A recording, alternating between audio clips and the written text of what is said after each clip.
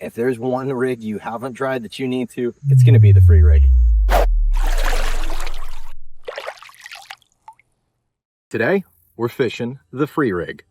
This is one of the most user-friendly and cost-effective bass rigs that you're going to find out here. At its heart, it is a soft plastic. In this case, I've got a 5-inch trick worm, plenty of action in it. You can work it just about any way you want.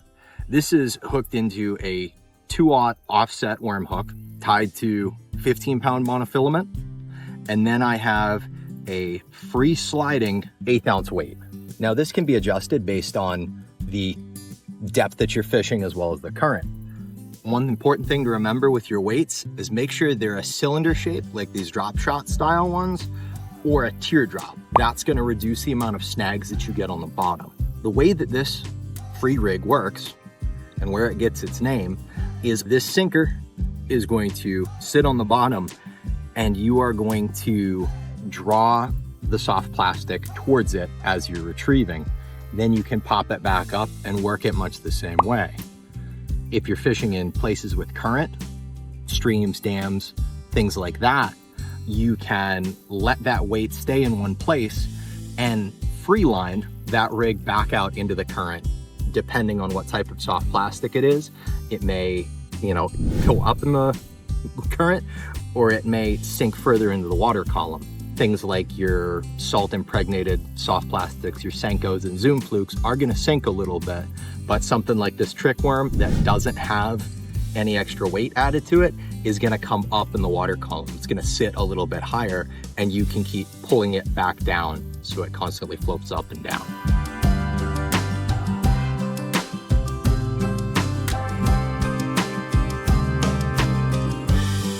One of the best parts of the Free Rig is it's universally useful. You can use this in shallow water, you can use this in deep water, you can use this on weed beds, on rocky drop-offs, really anywhere you want. Just like the Ned Rig, this was developed in Japan. The crystal clear waters and heavy pressure that Japanese largemouth bass experience has led anglers in that part of the world to develop unique and drastically different lures as well as presentations to net big fish.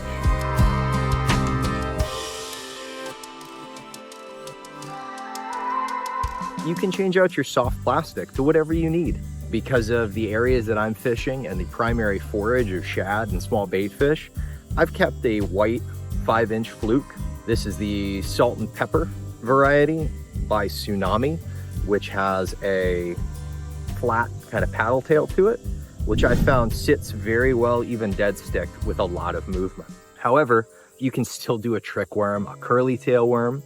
If you're fishing in the spring or fall in areas that have a lot of crayfish, you can put on a creature bait, and those craws with their arms and little filaments are gonna do phenomenally well bouncing through the water. You could use a lizard. Whatever plastic is in your tackle box, you can use. And the only way you're gonna learn which one is best for your environment is to get out there and cast it.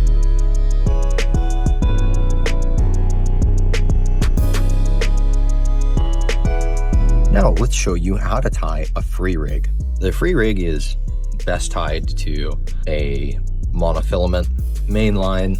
You could use a monofilament leader, but the outstanding part of the Free Rig is that it is just a simple, easy to use, quick to rig setup. So you're going to take your main line and thread a casting sinker onto it.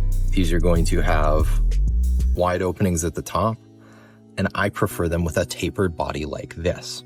They cast very well and they don't hang up very often on brush at the bottom. This is just a 1/8 ounce Eagle Claw casting sinker. You can go bigger based on where you're fishing, or even lighter. We are then going to use a Gamakatsu 1/0 offset shank worm hook. You are more than welcome to use your favorite brand or size, depending on how big your soft plastic is. And I'm going to use my standard fisherman's knot because, again, we're going for easy here. Nothing really technical about it. It's a great first rig to teach new fishermen because these are items that can be kept practically in your pocket. Doesn't take up a lot of space in the tackle box. It doesn't cost a lot of money to set up. So now that we have that hook tied on, I am going to be rigging a bubblegum colored trick worm. You could use a curly tail worm, a fluke, a Senko, even a creature bait if you wanted to. I've just been really liking this style trick worm because they have a lot of extra action, even when they are not being retrieved. This heavier little tail by Zoom just gives a great bit of passive action when it's sitting in the water. So you are going to rig this point down to begin with, first 1/4 inch or so, maybe 1/8 of an inch. Slide that all the way up to that offset bend in the hook. And while everyone has a slightly different method, I like to measure where the bend in that hook is going to be. And in this case, it's right there before that lumpy part on the worm. So bend it forward, drive the hook point through, and pull it flush. So there we go. In this case, you have a little bit of point exposed, but that is common with just this offset style worm hook. So here we are with the free rig. At its base, you have your choice worm hook attached to your soft plastic, your mono mainline, and that casting sinker. This is going to freely move up and down the rig. When you cast it out, the sinker is going to hit first and sink down to the bottom. As you retrieve, your soft plastic is going to come down towards it. So it's going to drop into the water column further. And if you pause, especially if there's something like current, or in this case where this soft plastic's somewhat buoyant, it's going to come back up. When you retrieve again, you can pop the rod tip and that's going to lift up, and then it's going to come back down and that worm's going to go with it.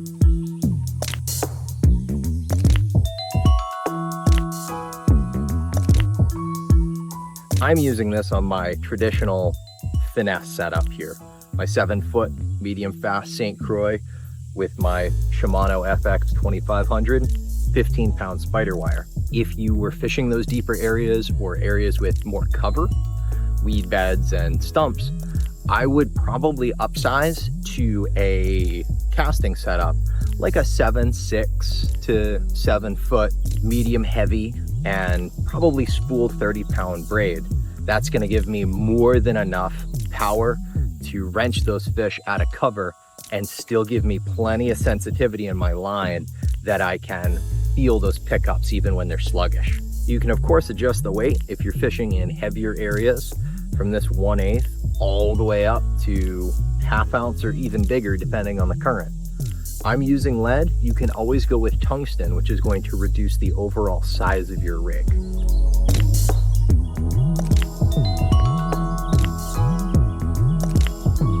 Now, when you cast that free rig out, you are going to want to let it set. Let that weight get all the way to the bottom before you start imparting a little bit of action on it. A couple of little twitches is going to get that soft plastic doing that little shaky dance that you want.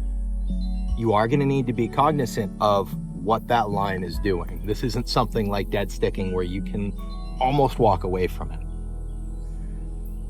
You're gonna feel a little bit of resistance in that line when you get all the way up to the weight, and you can pop it and let that weight settle back down. But the entire time you are gonna wanna watch where your line is and what your rod tip is doing. Because there's a little bit of extra weight further from the hook, a reel through is gonna be your best option for a hook set. That's going to guarantee that you've placed that hook firmly in the bass's mouth, and it's going to allow you to pick up all of the slack in the process. You know, avoid jerking it really hard. You don't need to. Monofilament has a lot of stretch to it as well. So when you do that, you're going to get a back and forth action with it. To highlight the versatility and user friendliness of the free rig, we're going to test it in a shallow water part of the lake, as well as a deeper water part of the lake. We're fishing a relatively shallow river fingerling tributary, and I have bass staged out a little bit deeper here, pushing bait balls up towards the surface. So we're gonna cast this guy out. You're gonna wanna let that bait fall all the way to the bottom. Give it about 4 to 6 seconds, depending on your depth, to let that weight pull your soft plastic down to the bottom. From there, you're going to take a couple of cranks and lift the rod tip and drop it back down. What that's gonna do is draw your bait towards that weight and then pull it up a little bit. And as that weight comes back down to the bottom, it's going to pull your soft plastic behind it. This erratic motion is what triggers bass who have not seen something move so erratically outside of an actual crippled bait fish. When these fish get pressured, especially during the summer or when the water is very clear, they're going to turn off from the classic presentations of a walking back and forth of a Carolina or Texas rig bouncing across the bottom. When you do get a bite, you're not going to want to set it like a jig where you're ripping that thing. One of the reasons is because you have a weight that is separated from the hook. And if you put all of that weight into your hook set, it's going to actually help to wiggle that hook out of the fish's mouth. Instead, work with a slow reel through type hook set. That's going to firmly plant that hook in the corner of the fish's mouth, as well as picking up the slack line in a relatively non-aggressive manner. The curse and the blessing of finesse fishing, this is a slower process. It's a slower retrieve, but more often than not, it does pay dividends. And on that fall, you always want to make sure you're watching your line. You'll be able to see that point in the fall where the weight hits the bottom. And if you see that happen faster than it has been, odds are a fish has grabbed it and is heading somewhere else. That's where that reel through hook set also comes into play. We've come over to a spot on the lake that has a much more distinct drop-off and rocky bottom. Now, when you're fishing this deeper water, it's very important that you let your bait get all the way down to the bottom. When we're fishing over on the shallower side, you could do more subtle hops and a little quicker retrieve because it was just skipping across the bottom. Out here we have a deeper ravine, and so we're going to be making much more noticeable hops so that we cover more of the strike zone and locate those fish that might be in the middle of the water column, maybe on the bottom.